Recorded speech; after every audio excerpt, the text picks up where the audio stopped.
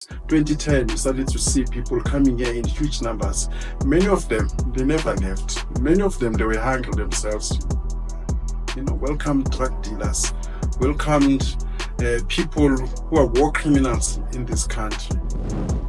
Countries, being collapsed, patriotism being killed. Even Donald Trump is complaining about the borders. They are diluting us from Cape to Cairo.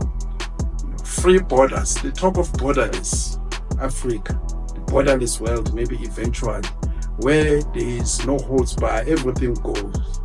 And we cannot accept, a country like that.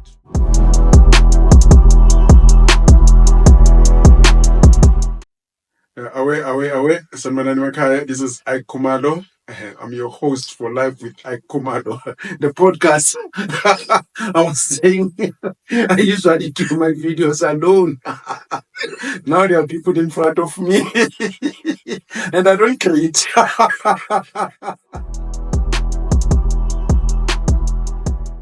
Yeah, as I was saying, and one of the issues that I'll always touch, because I believe that it is the alpha and omega of our South African politics. And it reminds me of a time during the Mbeki era where we were told that 8 tourists, create one job. There's so many things that we've been told, and many of them, we can't verify them. Like the story of the ozone layer. When I was still young, we were told, but the ozone layer, they put holes here. One day you're gonna burn. There's so many things like the climate change. They used to call it global warming, but other countries they started to experience massive amounts of snows and weather, rains, and now they call it climate change. But what matters, for these guys, it's money. When they say climate change, it's more money. When they say every 36 seconds a child is born, in the early 90s, they used to say every 36 seconds a child is born. And China proved that you can use your numbers, to leverage in the economic world, global politics as well. Indonesia, Brazil, United States followed, China, India. And another one, we are told, which the tourists, they're going to come here and bring jobs. 2010, we started to see people coming here in huge numbers. Many of them, they never left. Many of them, they were hungry themselves. Welcomed drug dealers, welcomed people who are war criminals in this country. And there is an agenda, because you look what is happening all over the world, countries, being collapsed, patriotism being killed. Even Donald Trump is complaining about the borders. They are diluting us. Those, with money, those running this world, the globalists, they want to take us back to a Cecil John Rhodes type of setup where they open up the continent from Cape to Cairo. Free borders, the talk of borderless Africa, the borderless world, maybe eventually, where there is no holds bar, everything goes. And we cannot accept, a country like that, where there are no borders, no patriotism. I remember, I think 5 years back in Nigeria, I think it was ShopRite.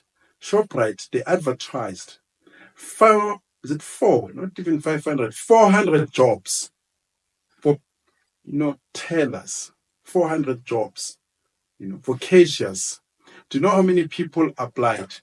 5 million people applied. They want that, so that the price of labor can go down. All these manufacturers, they will do what is happening in China. Create one big, sweatshop where you don't have rights. If you're sick, if you absent for 2 days, you come back tomorrow, there's a replacement. That's why they always talk about you must relax your labor laws, you must make it easier to fire and hire without, the legal processes. That's what they want. These are the capitalists, these are the globalists, they want to dilute us. Like today, you walk in Johannesburg, you meet a person, you ask him, what do you think about Mandela Day? they don't know much. You check all the institutions, academia, they've employed all foreigners, heads of department, deans. These people, they don't care about transformation. I mean, we've seen in parliament recently, when Saul was questioning many of these, vice chancellors, he asked them, what about, coloureds? What about Indians? In Western Cape, you don't employ coloureds, but you go source out a Zimbabwean, you go source out and you say it's internationalization. What nonsense is that? Because you must follow the demographics of the country. In KZN, there is no way that you can employ more Chinese. But what I like about that, it's going to affect everyone. This internalization, opening borders. One day we're going to have a state president who's a Nigerian, who's a foreigner. In all sectors, it's going to affect them. Like I've mentioned, many times, spiking of our roads. It's not South Africans who are doing that. It's the new arrivals, building hijacking, human trafficking. We don't know those crimes. People are coming here. We never thought that, you can have an egg made up of rubber, things that don't rot. So it is these guys, with monies, controlling the media, the George Soros of this world, controlling us, and trying to dilute us, killing patriotism, and wanting to have one big sweatshop. And politicians don't care about us. They just want numbers. Unfortunately, that's where you find ourselves. And for me, I will always oppose this, uncontrolled immigration. I'm not saying, people should not come here. People have always come here, but they must bring scarce skills. They must bring things that, nobody has inside the country. If you're going to play soccer, play it better than Stephen Pinar, play it better than Dr. Kumar.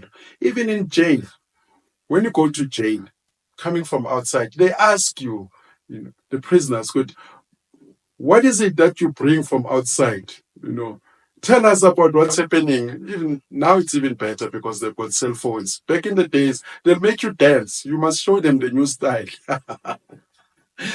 You must dance. You must, and show us, what's happening outside the world. Sometimes they'll give you a dress and what's happening, things like that. So, but guys are coming here and they're doing as they please in hospitals. We've got nurses, I mean, nurse from Ethiopia, are we really, really running short of nurses, TV presenters? Come on.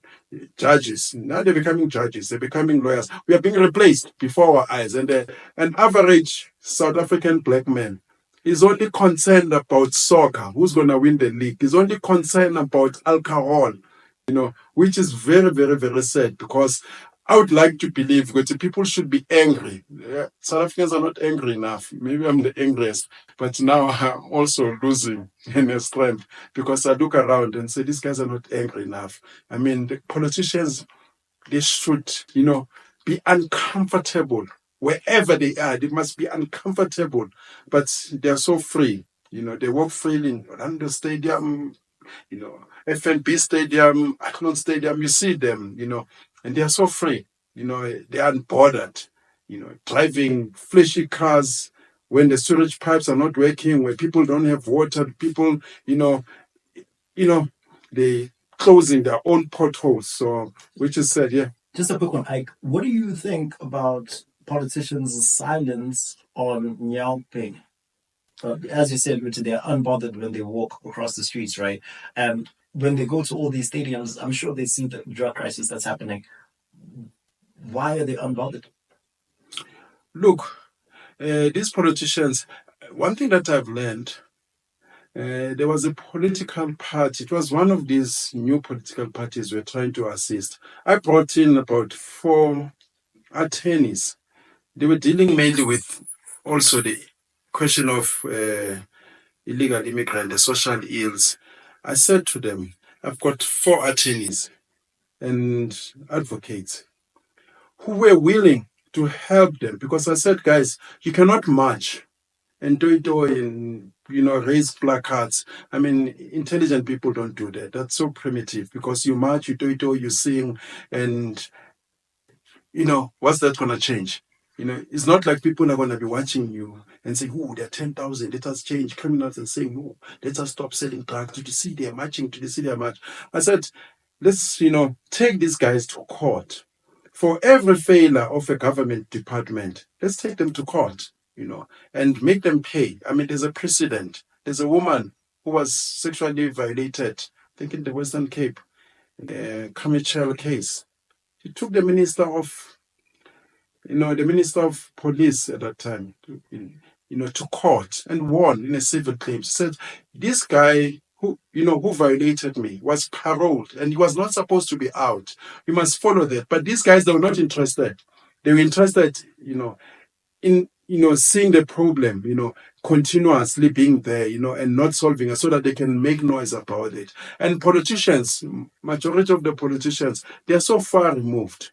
They don't feel what you feel because you elect a person, he goes stays where? In Stain City, gated communities. You can't get in there. The houses there, they start from 40 million. You think that a person who lives in a house, 40 million helicopter pad, he's not worried about your day to day. He's worried about investment. He's worried about getting back to office, what lies to say. So they are far removed, I mean, you check.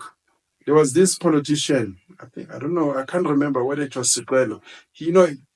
They built from the airport in the Eastern Cape a road, from the airport to his house. So they're unbothered. So they don't experience what we experience. It's very rare, like the Minister of Transport the other time, where the car was spiked and they were robbed. But those, are exceptional cases. But they don't see what, you see. I mean, these guys with their monies, what do? They've got a free pass everywhere, They pay, services, rate.